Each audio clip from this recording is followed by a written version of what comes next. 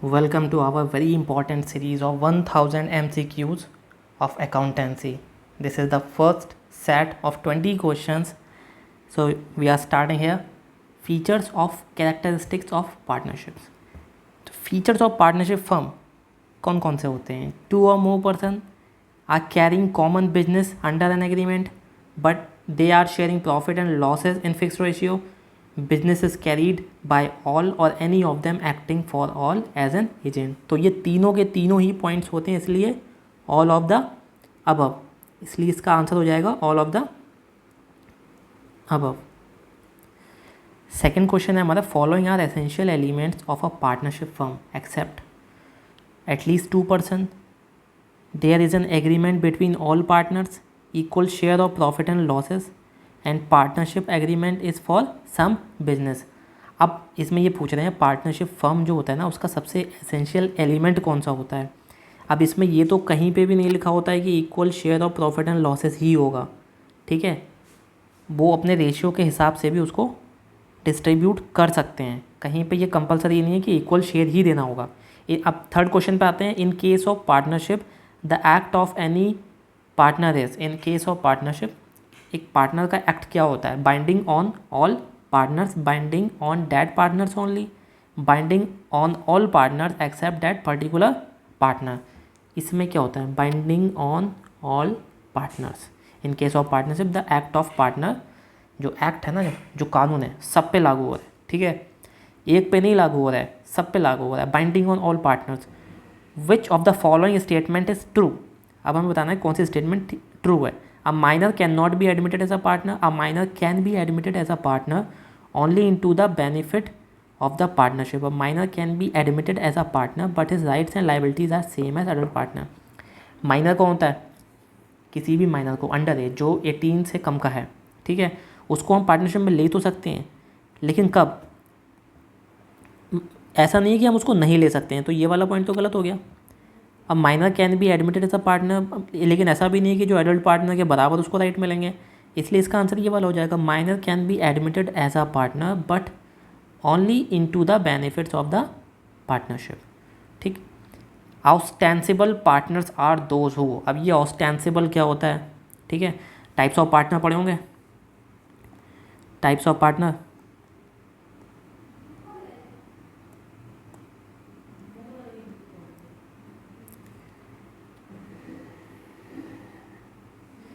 Types of partner जो हमने पढ़े थे उसमें एक था partner by estoppel. Partner by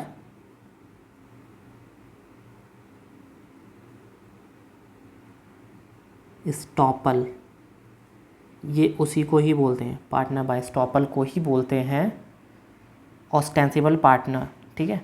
they do not contribute any capital but get some share of profit for lending their names to the business.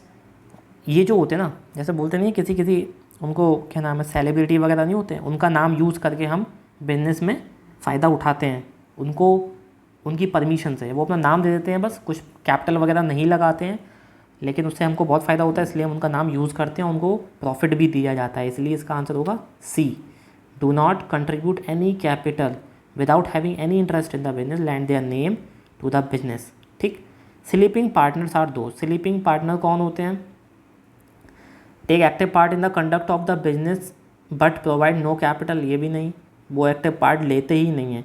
Do not take any part in the conduct of the business, contribute no capital, however share of profit loss in the agreed ratio. ये वाला इसका answer हो जाएगा. Fourth point, the relation of any partner with the firm is of, ये तो कई बार बता दिया है, owner and an agent. What should be the minor number, minimum number of person to form a partnership. Minimum number कौन सा होना चाहिए? 2, और मैक्सिमम कितना होता है? 50. 2 एंड 50, इसको याद कर लो. Minimum 2, maximum 50. Liability of the partner unlimited. Liability क्या होती है? अनलिमिटेड होती है पार्टनर की. Which one of the following not an essential feature. इस पर हमेशा ध्यान दिया करो, नॉट पे. नॉट लगाए कि नहीं है, ये नहीं कि एसेंशियल फीचर ढूंढने लगो तुम उसमें. Not essential feature of partnership. There must be an agreement, there must be a business, there must be carried on by all the partner. तो पार्टनरशिप की डेफिनेशन इस पढ़ी होगी तुमने. Partnership agreement between persons who have been agreed to share the profits of the business carried on by all or any of them acting for all, carried on by all or any of them acting for all। तो ये तो कहीं नहीं लिखा है ना कि सबको ही पार्टिसिपेट करना है, कोई एक भी कर सकता है, इसलिए फोर्थ वाला पॉइंट। अब यहाँ पे ये क्वेश्चन आ गया 12th। XYZ are partner sharing profit and losses equally, their capital balances on March 31, 2012 are 80,000, 60,000 and 40,000। Their personal asset are worth ₹20,000, 15,000 and 10,000। ये उनकी पर्सनल एसेट है। तो फिर अब इसमें पूछ रहा था extent of their liability to the firm, किस एक्सटेंट तक उनकी लाइबिलिटी है फर्म में। ठीक है, तो जो उनकी पर्सनल एसेट होती है वही उनकी लाइबिलिटी होती है, हमेशा ध्यान रखना। इसलिए जो उनने पर्सनल एसेट लगा रखी है 20, 15 और 10, वही उनकी लाइबिलिटी का एक्सटेंट है एक फर्म के लिए। Every partner is bound to attend diligently to his duties. ठीक है, duties in the conduct of the business, जो उसकी ड्यूटीज़ हैं वो उसको फॉलो करनी चाहिए। अब forming a partnership deed is not mandatory, कहीं नहीं लिखा है कि पार्टनरशिप डीड को आपको करना ही करना है, बिना पार्टनरशिप डीड के भी बिजनेस होता है। ठीक है, C option. Partnership deed is also called articles of partnership, इसमें सब कुछ दे रखा होता है ना, कानून किस तरीके से बिजनेस चल रहा है, इसलिए इसको आर्टिकल्स बोलते हैं। Which of the following is not incorporated in the partnership act. Which of the following, कौन सा नहीं दे रखा होता है पार्टनरशिप एक्ट में। All drawings are to be charge against instead, ये कहीं पे भी नहीं दे रखा होता है कि आपको सारी ड्राइंग्स पे चार्ज इंटरेस्ट देना पड़ेगा। कैपिटल जो होती है ना, कैपिटल ड्राइंग, उस पर तो कुछ नहीं मिलता है। ठीक है, कैपिटल ड्राइंग पे कुछ नहीं मिलता है। In the absence of partnership the did the interest is allowed on partners capital is partners capital. अगर पार्टनरशिप डीड एब्सेंस है, वहाँ पे पार्टनरशिप डीड प्रेजेंट नहीं है, तो इंटरेस्ट जो पार्टनर की जो कैपिटल होती है उस पर कोई इंटरेस्ट नहीं मिलता है। ठीक है, इंटरेस्ट ऑन ड्राइंग मिलता है सिर्फ, और इंटरेस्ट ऑन लोन वो भी एग्रीड होता है, और इंटरेस्ट ऑन ड्राइंग भी तब मिलता है जब हमने पार्टनरशिप डीड में दे रखा होगा। ठीक है, और इंटरेस्ट ऑन लोन, सिर्फ इंटरेस्ट ऑन लोन दे सकते हैं हम, कुछ भी नहीं दे सकते हैं इसके अलावा, अगर पार्टनरशिप डीड नहीं है तो। In the absence of partnership did the allowable rate of interest on partners loan account will be 6%। ठीक है, per annum simple interest, 6% per annum simple interest. 20th question है, A and B are the partner in the firm without any agreement. A has given loan of ₹50,000, इनने 50,000 का loan दिया है, वही बात आ गई, लोन तो दिया है ना। Of the year was incurred in the business following interest में बी पेड ए टू। अभी इनको क्या देना पड़ेगा, हमें 6% पर एनम का इंटरेस्ट देना पड़ेगा, क्योंकि 6% पर एनम का इंटरेस्ट लोन के केस में दिया जाता है, अगर पार्टनरशिप डीड है या फिर ना हो, इससे कोई मतलब नहीं है, लेकिन हमें उनको 6% का इंटरेस्ट देना पड़ेगा।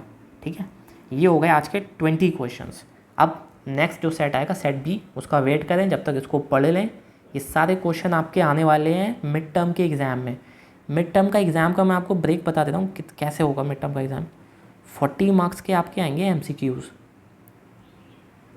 और 40 मार्क्स का होगा आपका सब्जेक्टिव, जो आपको क्वेश्चन आंसर लिखने हैं।